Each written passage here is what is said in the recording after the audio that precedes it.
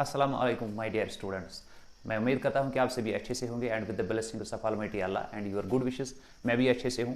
As you know that these days we are discussing the topics related to respiratory system and the mechanism operated by our different respiratory organs to conduct the whole process of the respiration.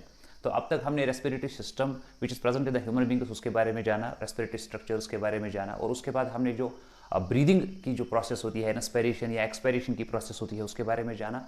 So now in our today's very short and simple lecture, we will come to know about the different lung volumes and different lung capacities. तो आज के इस lecture में हम describe कर रहे हैं what are different lung volumes और pulmonary volumes and lung capacities और pulmonary capacities. So let me take the first thing, that is the lung volumes. See, lung volumes क्या होते हैं या pulmonary volumes क्या होते हैं? ये volumes of air होते हैं. These are the volumes of air which we can inspire, which we can expire, which we can incorporate into our lungs, which we can expel from our lungs under different conditions. So the quantities of air, quantities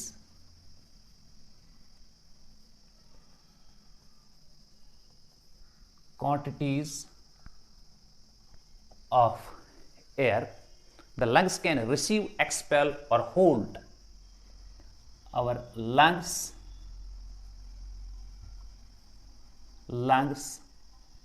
can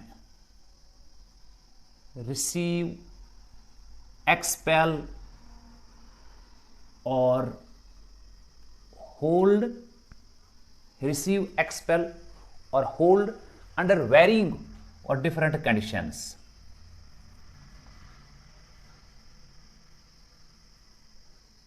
Under different conditions. This is known as lung volume.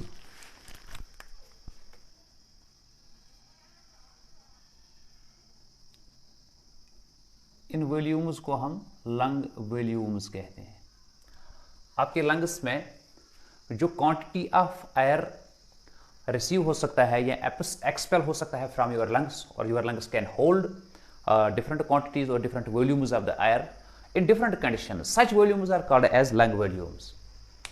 And there is another concept as well, that is known as lung or pulmonary capacities.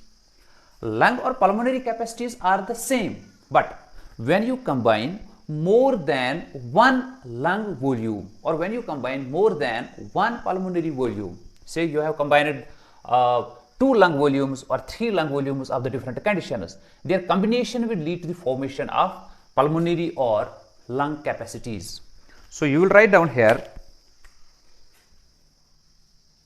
another definition, that is combination of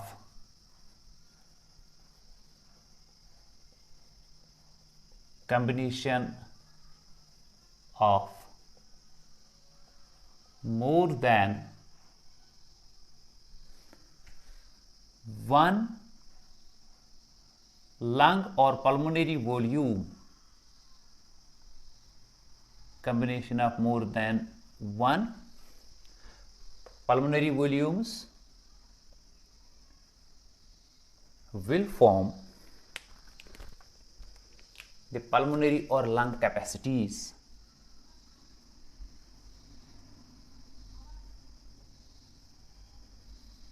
तो दो concepts आज हमने describe करने हैं। एक, that is your lung volume. इसका मतलब है आप अपने लंग्स के अंदर जो कोई अमाउंट ऑफ एयर या वॉल्यूम ऑफ एयर रिसीव कर सकते हो या लंग्स से बाहर एक्सपेल कर सकते हो या होल्ड कर सकते हो इन डिफरेंट कंडीशंस। एक तो ये, और दूसरा, अगर आप एक से ज़्यादा लंग वॉल्यूम्स को मिलाते हो तो उनकी जो कॉम्बिनेशन होती है उस कॉम्बिनेशन को बोलते हैं लंग कैपेसिटीज।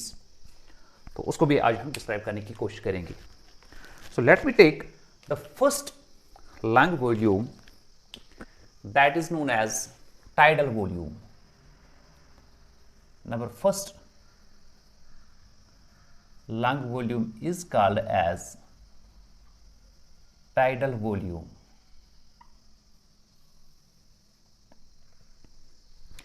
देखो, जब आप इंस्पायरेशन या एक्सपायरेशन नॉर्मल करते हो, जब आपकी ब्रीदिंग नॉर्मल होती है, when you are taking an account of the normal breathing rate of your yourselves जो कोई आप नॉर्मली कोई सांस लेते हो या छोड़ते हो, अगर आप ये पूछोगे कि मैंने कितना अमाउंट, कितना वॉल्यूम एयर का इंस्पायर किया अपनी नॉर्मल ब्रेथ में या एक्सपायर किया अपनी नॉर्मल ब्रेथ में, have a look at me.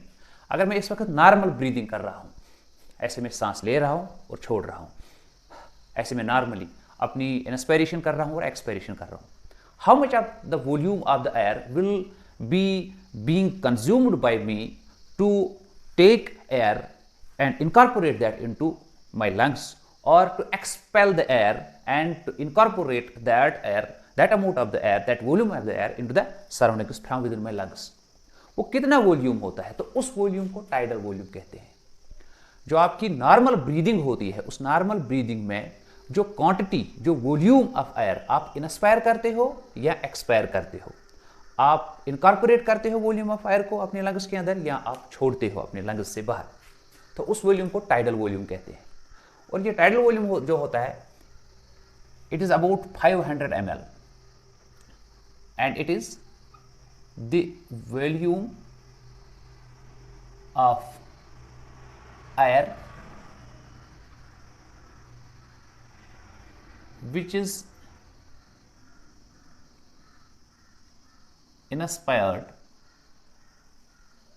or expired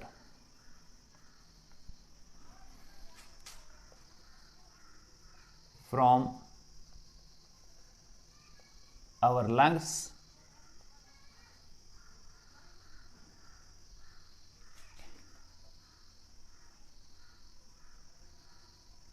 in a normal breath। ठीक है, इसको टाइडल वॉल्यूम कहते हैं। और एक नॉर्मल अडल्ट ह्यूमन में ये टाइडल वॉल्यूम होता है 500 ml।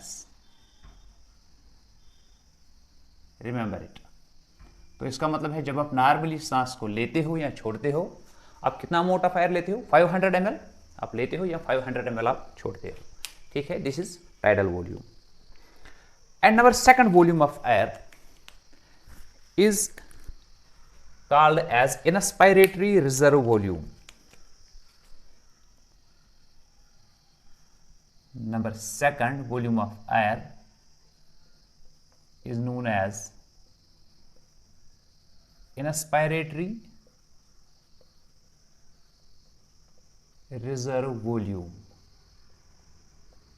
इन पल्मोनरी वॉल्यूम्स को इसलिए पहले ही हमने डिस्क्राइब करना है क्योंकि आगे जाके जो पूरा मैकेनिज्म होता है रेस्पिरेशन का, ट्रांसपोर्टेशन ऑफ गैसेस का, एक्सचेंज ऑफ गैसेस का एट एल्वियोलाई और एट द टिश्यू, उस सबको अंडरस्टैंड करने से पहले we should have a thorough look over these pulmonary volumes और कैपेसिटीज। दैट इज व्हाई आज हमने इसको उठा लिया है। Inspiratory reserve volume.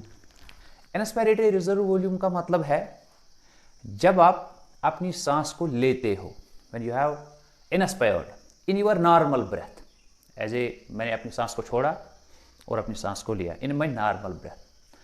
अपनी सांस को लेने के बाद इन माई नॉर्मल ब्रेथ मैं कितना वॉल्यूम ऑफ एयर ले सकता हूं if I will conduct forced inspiration. देखो, आपने पहले नॉर्मल ब्रीदिंग करनी है, अपनी सांस को लेना है, छोड़ना है। ठीक है, जैसे ही आपने अपनी सांस को लिया in your normal tidal volume inspiration, तो नॉर्मल इंस्पायरेशन करने के बाद if you are ordering me that I have to conduct the forceful inspiration, अब मैं और कितनी ज्यादा सांस ले पाऊंगा और कितना ज्यादा volume of air from the surroundings में ले पाऊंगा इनटू माय लंग्स। तो let us have a look. ऐसे मैंने सांस को छोड़ा, मैंने नॉर्मल ब्रीदिंग में सांस को लिया, अब इससे ज्यादा मैं by making use of my force to have forceful inspiration मैं ऐसे कर सकता हूं, इतना वॉल्यूम ऑफ एयर में और ज्यादा ले सकता हूं, and that volume of air is called inspiratory reserve volume. तो मैं यहां पे इसके लिए ये सिंपल टर्म लिख सकता हूं, it is just forced inspiration. I can say it is forced inspiration. Tidal volume में जैसे ही मैंने इंस्पायरेशन की, मैंने नॉर्मल इंस्पायरेशन की, नॉर्मल इंस्पायरेशन के बाद मैंने अब फोर्स्ड इंस्पायरेशन की, तो उस फोर्स्ड इंस्पायरेशन में मैंने कितना वॉल्यूम ऑफ एयर अपने लंग्स के अंदर इनकलकेट किया from the surroundings, that volume of air is called inspiratory reserve volume. और ये इंस्पायरेटरी रिजर्व वॉल्यूम कितना होता है?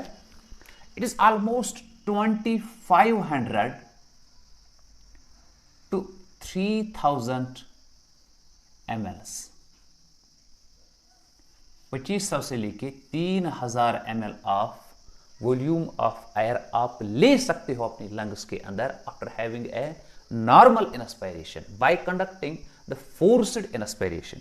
जब आप फोर्स्ड इंस्पायरेशन करते हो तो आप अपने इंटरकोस्टल्स को, डायफ्राम को, एब्डोमिनल मसल्स को, ठीक है, स्टर्नल मसल्स को, सारे मसल्स का यूज करके आप forcibly extra volume of air को इनकलकेट कर सकते हो इनटू योर लंग्स। ठीक है, अब नेक्स्ट है number third is called as expiratory reserve volume। आपको ये सारे के सारे याद रखने हैं। expiratory reserve volume, it is just opposite to inspiratory reserve volume। ठीक है, तो expiratory reserve volume क्या हुआ? if this was forced inspiration, now this is forced expiration। जब आपने नॉर्मल ब्रीदिंग की, अपनी सांस को लिया, इंस्पायर किया, फिर एक्सपायर किया, then I am asking you to conduct the forceful expiration. ठीक है, देखो मैंने अपनी सांस को लिया और अपनी सांस को छोड़ा। ठीक है, जैसे ही मैंने अपनी सांस को छोड़ा, अब आप मुझे कह रहे हो कि अब और कितनी सांस को आप छोड़ सकते हो। ठीक है, तो जैसे हम मसाजिद में जाके अजान देते हैं, ठीक है, तो उस अजान के देने में कई लोग होते हैं जो अपनी सांस को बहुत देर तक छोड़ पाते हैं।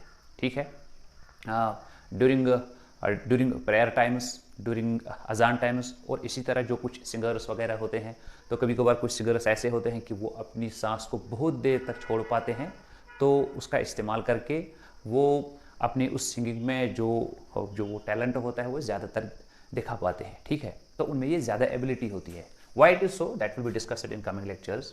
तो फिलहाल यहाँ पे एक्सपायरेटरी रिजर्व वॉल्यूम क्या है? It is just the forced, it is just the forced expiration। जैसे ही आपने अपनी सांस को छोड़ा इन योर नॉर्मल ब्रीदिंग रेट, उसको छोड़ने के बाद आप और कितनी सांस छोड़ पाते हो, ठीक है, उस वॉल्यूम ऑफ एयर को कहते हैं एक्सपायरेटरी रिजर्व वॉल्यूम। और जो एक्सपायरेटरी रिजर्व वॉल्यूम होता है that is on an average 1000 to 1100 ml। 1000 to 1100 ml। ठीक है, this is called forced expiration. तो उसके बाद एक और वॉल्यूम ऑफ एयर होता है that is called as residual volume.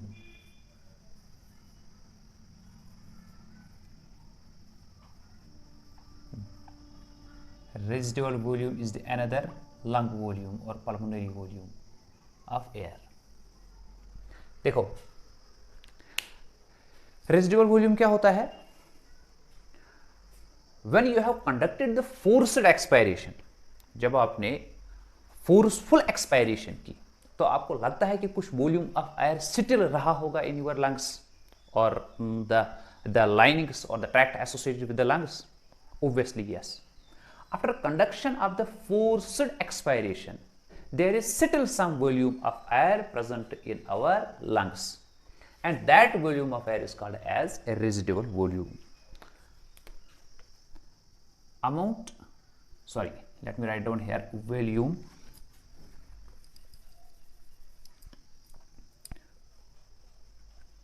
volume of air in lungs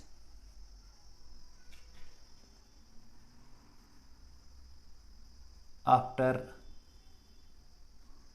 forceful expiration, and this residual volume of air is almost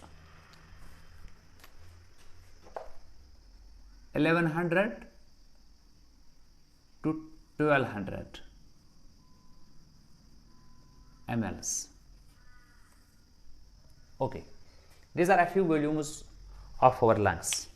Now let us have a look over some of our lung capacities, and the first capacity of our lungs is known as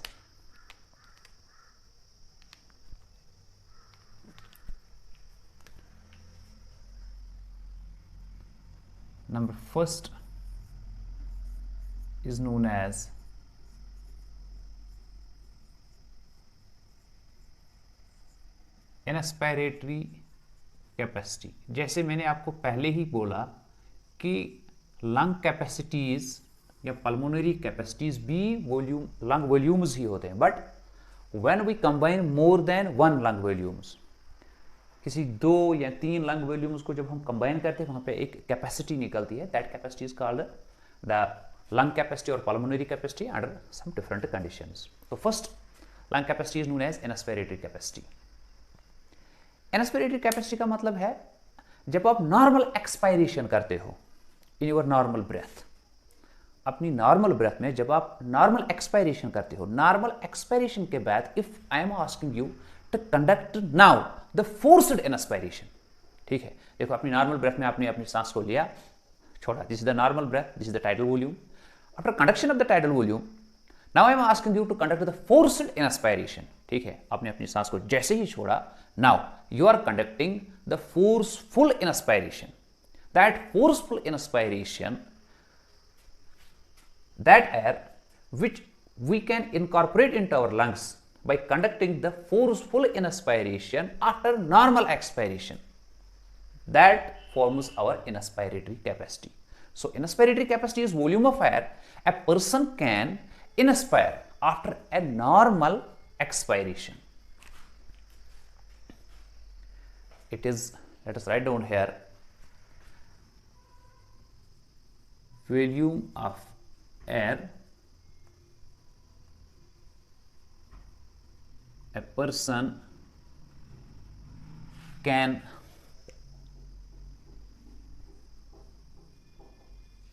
inspire after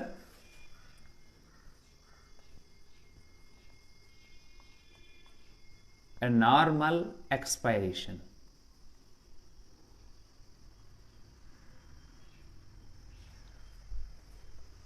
Not after a normal inspiration, otherwise that would have formed the inspiratory reserve volume. This is the inspiratory capacity. इसमें जब आपने पहले अपनी सांस को normally छोड़ना है, उसको छोड़ने के बाद अब आपने फोर्सफुल इंस्पायरेशन करनी है, तो वो volume of air that will form your inspiratory capacity. तो इंस्पायरेटरी कैपेसिटी में हमने देखो टाइडल वॉल्यूम को हम रिप्रेजेंट कर सकते हैं विद टी वी, ठीक है। उसके बाद इंस्पायरेटरी रिजर्व वॉल्यूम को हम रिप्रेजेंट कर सकते हैं विद आई आर वी, ठीक है। सिमिलरली एक्सपायरेटरी रिजर्व वॉल्यूम को हम रिप्रेजेंट कर सकते हैं विद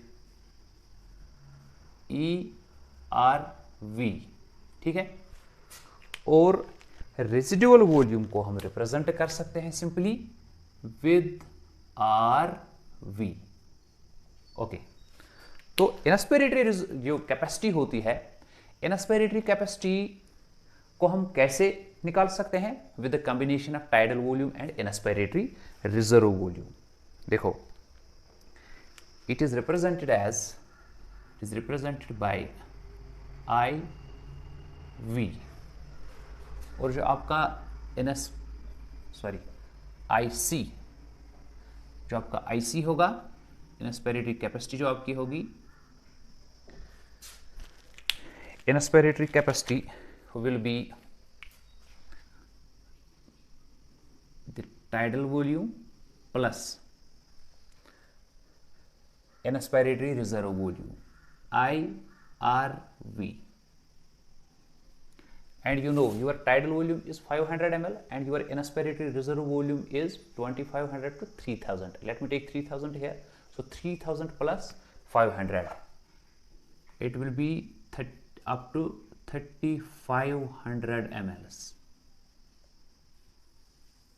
Okay, तो 3500 ml आपकी इंस्पायरेटरी कैपेसिटी होती है। Remember it. And the next capacity of our lungs is called as expiratory capacity.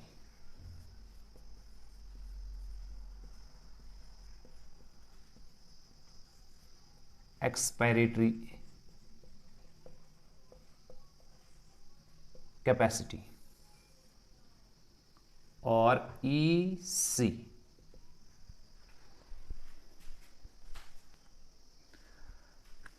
Expiratory capacity is just opposite to the inspiratory capacity because it is the volume of air a person can expire after a normal inspiration. जब आपने tidal volume को लेके एक normal inspiration की, अब आप मुझे order दे रहे हो कि अब आप फोर्सफुल एक्सपायरेशन कर दो, ठीक है. After conduction of the normal inspiration in my normal tidal volume, now you are ordering me to conduct the forceful expiration. अब मैंने अपनी सांस को छोड़ा जितनी मेरे अंदर कैपेसिटी है, तो उस वॉल्यूम ऑफ एयर को कहते हैं expiratory capacity. So in expiratory capacity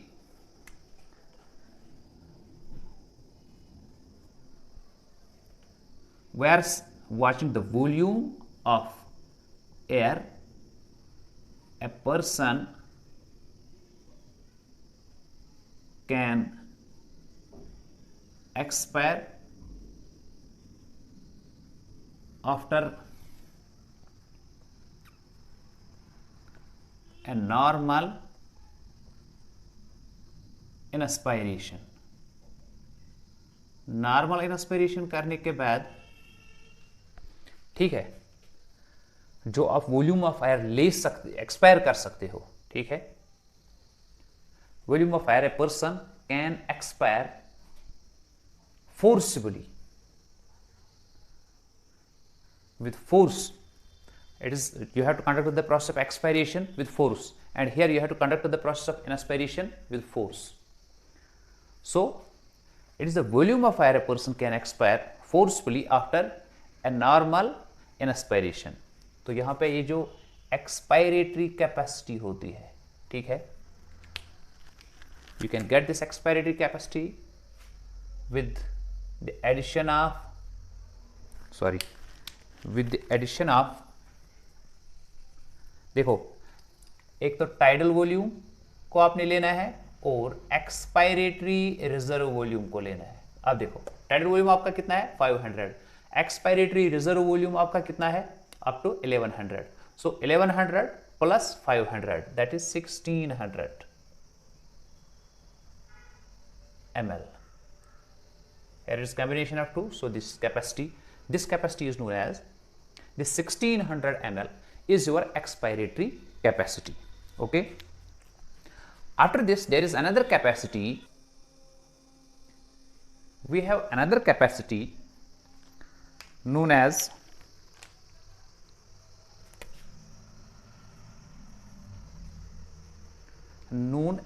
functional residual capacity.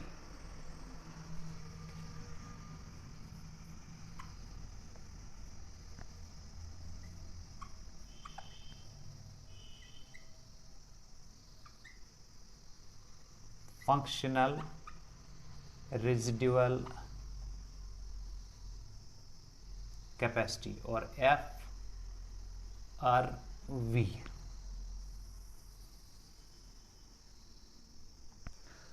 What is this FRV? Functional residual capacity is the volume of air in lungs after a normal expiration. जब आप normal expiration करते हो तो उसके बाद टोटल वॉल्यूम कितना रहता है हमारे लंग्स के अंदर और उसके एसोसिएटेड डक्ट्स के अंदर.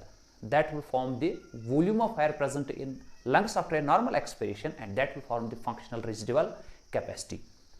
So let me write down here, it is the volume of air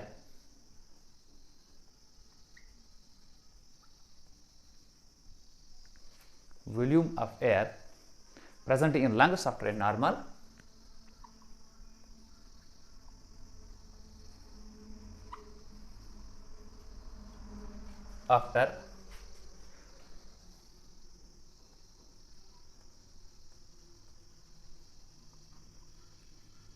normal expiration, जो functional residual,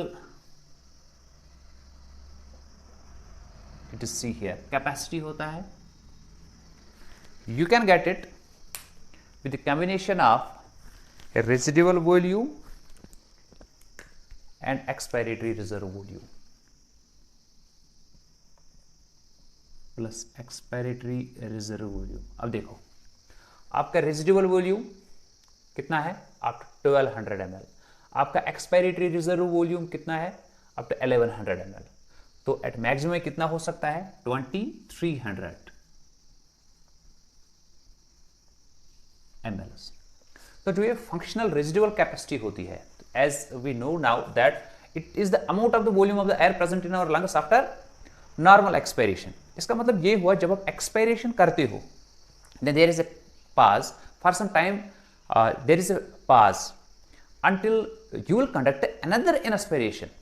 Still there is exchange of oxygen and carbon dioxide taking place in our alveoli, because there is some functional residual capacity in our lungs, and in our functional residual capacity we have at least 2300 ml or less than that volume of the air present in our lungs or its associated ducts, in which the plenty, in which the amicable amount of the oxygen will be available for being exchanged against the carbon dioxide in our lungs.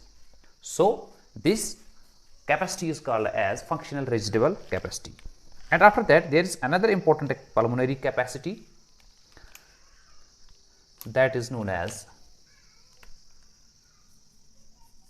vital capacity. Very important, vital capacity और VC. अब देखो जो हमारी vital capacity है, इसका मतलब है the maximum ज्यादा से ज्यादा amount of air a person can breathe in after a forceful expiration, or the maximum volume of air a person can breathe out after conducting a forced inspiration. अगर एक आदमी forced inspiration कर रहा है, forced inspiration, तो इसके बाद ज्यादा से ज्यादा मैं कितना वॉल्यूम ऑफ एयर बाहर निकाल सकता हूं, कितना निकाल सकता हूं बाहर, ठीक है. या after conducting the forced expiration, मैंने अपनी सांस को फोर्सिबली छोड़ा, इसके बाद मैं मैक्सिमम वॉल्यूम ऑफ एयर कितना ले सकता हूं from the surroundings to incorporate that into my lungs. That capacity of our lungs is known as vital capacity. तो यहां पे हम लिख सकते हैं it is the maximum volume of air, maximum volume of air a person can inspire or expire after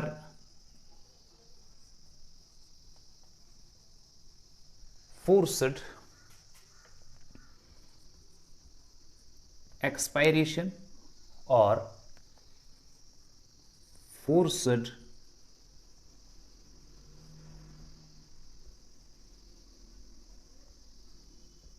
inspiration. तो जो vital capacity of for lungs होती है, you can get it with the combination of tidal volume, inspiratory reserve volume and expiratory reserve volume. Now your tidal volume is 500 ml, inspiratory reserve volume is up to 3000 ml, expiratory reserve volume is 1100 ml. So 3000 plus 1100 plus 500, 3500 and these 1100, and it will form 4600 ml. This 4600 ml can be our vital capacity. And after vital capacity, we have another important capacity of our lungs, that is known as total lung capacity. Now it is not only the vital capacity, but it is the total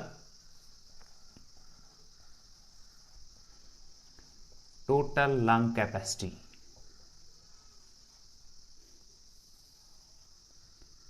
TLC. अब देखो जो total lung capacity है, it is the total volume of air. अब ये total volume of air होगा in our lungs and our respiratory passage after maximum inspiration. ठीक है, जब आप मैक्सिमम इंस्पायरेशन कर रहे हो, फोर्सफुल इंस्पायरेशन कर रहे हो after forceful expiration. Forceful expiration के बाद आप फोर्सफुल इंस्पायरेशन कर रहे हो. तो फोर्सफुल इंस्पायरेशन करने के बाद आपके लंग्स में और आपकी एयर पैसेजेस में टोटल वॉल्यूम ऑफ जो एयर होता है, that volume of air forms the total lung capacity. ठीक है, तो let me write down here total volume of air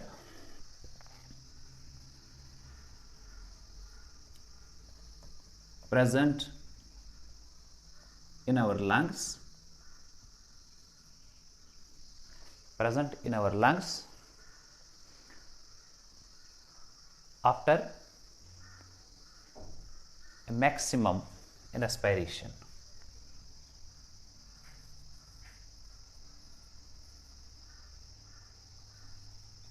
After maximum inspiration, and you can get this total lung capacity with the combination of vital capacity and residual volume. Vital capacity plus residual volume. You know that your vital capacity was 4600 ml and your residual volume is 1200 ml.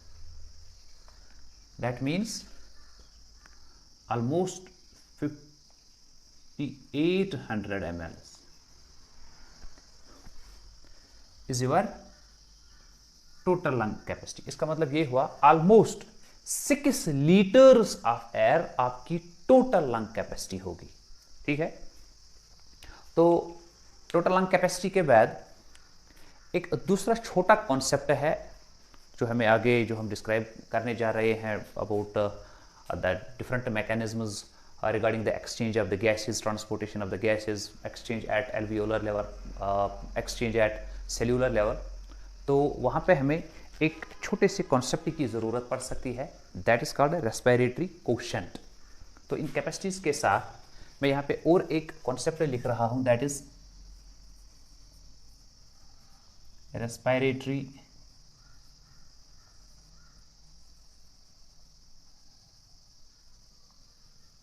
quotient represented by RQ.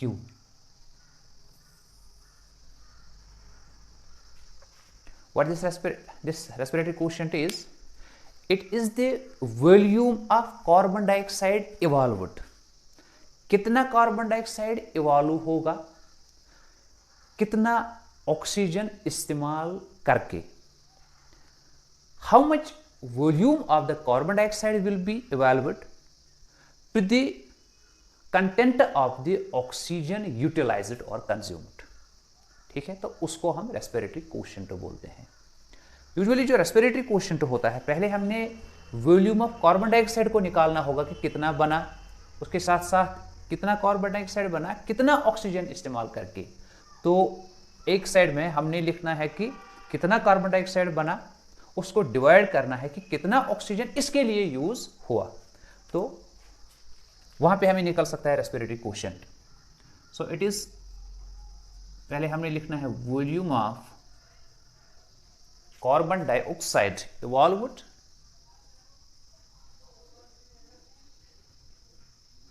to the volume of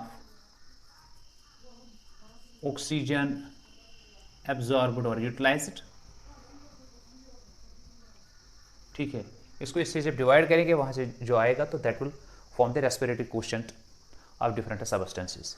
ठीक है, तो जब हम respiratory quotient of different substances निकालते हैं by making use of the Ganonges respirometer. We'll write down here the name of a particular respirometer known as